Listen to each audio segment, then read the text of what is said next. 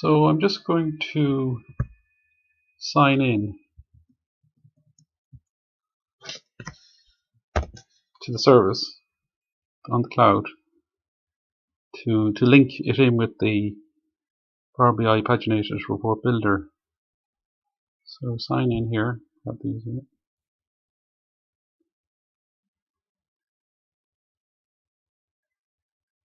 Password.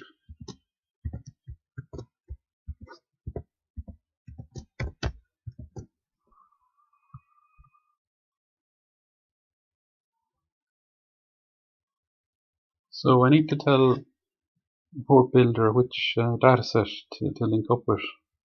So do I need a gateway? Sun Video. So it's do I need a gateway is the name of the workspace, and Sun Video is the dataset name. One of the datasets I have in do I need a gateway. So I clicked on the Sun Video over here, and now so that's the dataset name, so I just do select.